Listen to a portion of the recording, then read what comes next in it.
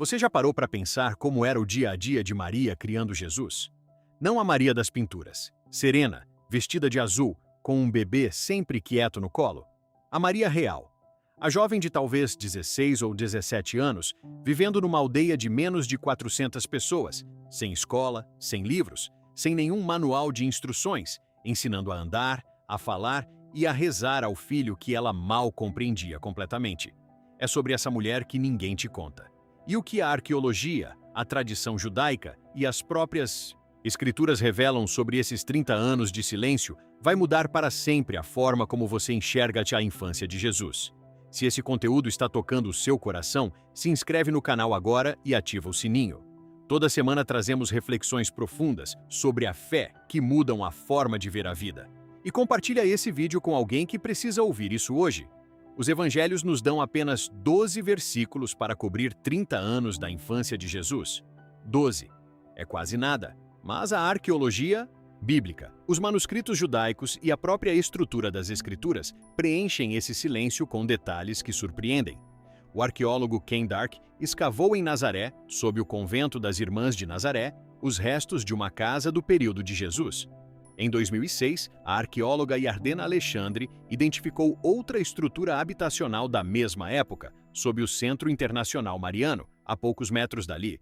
O que essas escavações mostram não tem nada de romantismo. São casas de 2 cômodos, esculpidos diretamente na rocha calcária. Chão de terra batida, teto baixo.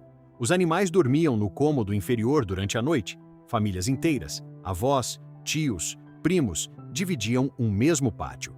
Sem privacidade, sem silêncio. Era nesse ambiente que Maria criava o Filho de Deus. Assim que Jesus nasceu, Maria fez o que toda mãe judaica do primeiro século fazia. Enrolou o recém-nascido em tiras de linho, com 4 dedos de largura, braços ao longo do corpo e pernas estendidas. Ezequiel 16 descreve esse costume. Era assim que se salvava uma criança, era assim que se transmitia calor e segurança nas noites frias da Galileia. E ela amamentou Jesus por aproximadamente 3 anos. Não era exagero nem símbolo, era sobrevivência. O Talmud registra essa prática. Segundo Macabeus a menciona. Num mundo sem fórmulas ou leite esterilizado, o corpo da mãe era literalmente a fonte de vida da criança.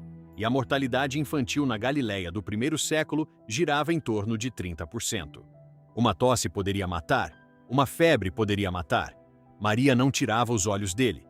Dormia com ele pressionado ao seu corpo todas as noites, e toda noite ela sussurrava as mesmas palavras que mães judaicas repetiam havia séculos.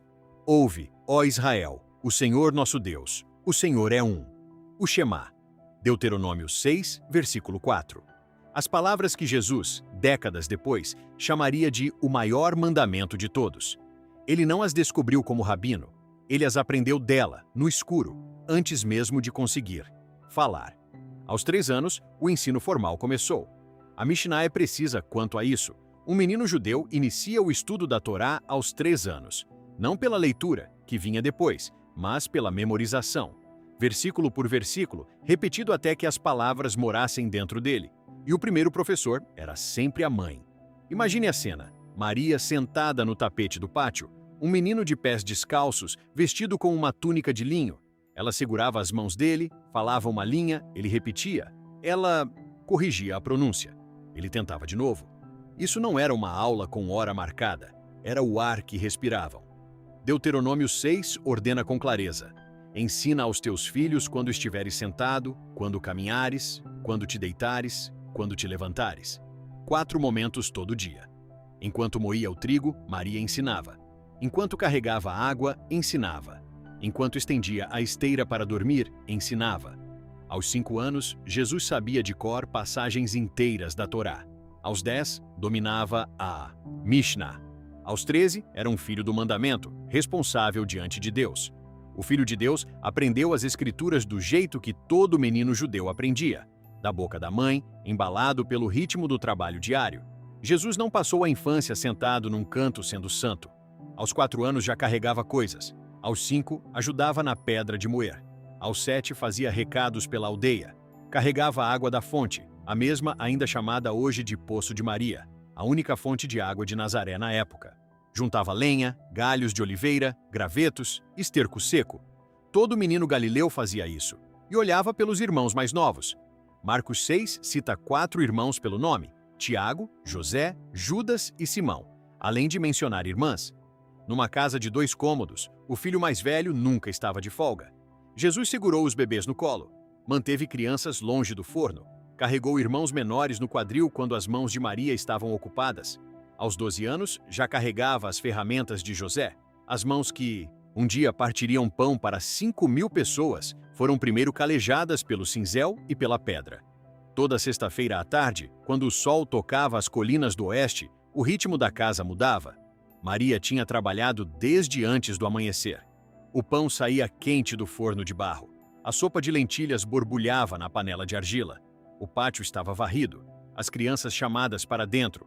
Ela acendia as lamparinas do Shabat, pequenos vasilhames de argila com mechas simples. Na véspera do Shabat, mais de uma lamparina. A luz quente tomava o cômodo. O trabalho parava. O mundo ficava quieto. Maria pronunciava a bênção. Bendito és tu, Senhor nosso Deus, Rei do universo, que nos santificaste com teus mandamentos. E Jesus assistia a isso toda sexta-feira, durante 30 anos. O mesmo gesto, as mesmas palavras, a mesma pausa enquanto a aldeia silenciava. A família se reunia no tapete, sem mesa, sem cadeiras. Maria servia o pão. Jesus, como filho mais velho, quebrava pedaços e passava aos irmãos. O vinho era abençoado. Décadas depois, num cenáculo em Jerusalém, Jesus pegaria pão, o partiria e o entregaria aos discípulos. Ele havia feito aquele gesto desde criança. Aprendeu com a mãe. Ele tinha 12 anos quando ela o perdeu. Lucas 2 conta o episódio com uma honestidade que desarma. Páscoa em Jerusalém. 80 quilômetros a pé.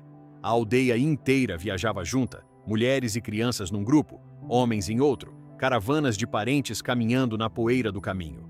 Na volta, andaram um dia inteiro antes de Maria perceber que Jesus não estava com eles. Um dia inteiro. Para um olhar moderno, isso soa como descuido. Mas numa caravana de dezenas de primos, tios e vizinhos, as crianças circulavam livremente entre os grupos. Maria achava que ele estava com José. José achava que estava com Maria. Ao entardecer, nenhum dos dois o havia visto. Voltaram. 3 dias procurando numa cidade de 50.000 pessoas por um menino de 12 anos. 3 dias de oração, de lágrimas, de imaginar cada coisa ruim que poderia ter acontecido. O encontraram no templo, sentado entre os mestres, fazendo perguntas e respondendo questionamentos.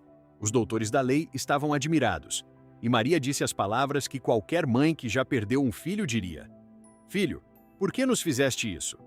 Teu pai e eu estávamos procurando por ti com grande angústia. Ele respondeu: Por que me procuráveis? Não sabíeis que devo estar nas coisas de meu pai? Ela não entendeu. Lucas diz isso, diretamente, sem disfarçar. Mas então vem a linha que parte o coração. Sua mãe guardava todas essas coisas em seu coração. Maria não compreendia totalmente o próprio filho, mas guardava tudo. Cada momento estranho, cada palavra inexplicável, cada gesto que ia além do que ela conseguia alcançar. Décadas mais tarde, quando Lucas reunia material para o seu evangelho, as histórias da infância de Jesus quase certamente vieram dela. Maria foi a primeira testemunha, a primeira discípula e carregou tudo isso em silêncio por 30 anos. Recue agora e veja o quadro completo. As tiras de linho enroladas no recém-nascido. O Shemá sussurrado sobre o berço todas as noites. Os primeiros versículos da Torá na boca de um menino de 3 anos. A água carregada do poço. Os irmãos no quadril. O cinzel nas mãos. As lamparinas do Shabat toda sexta-feira. O pão partido e passado de mão em mão. Os 3 dias de busca em Jerusalém.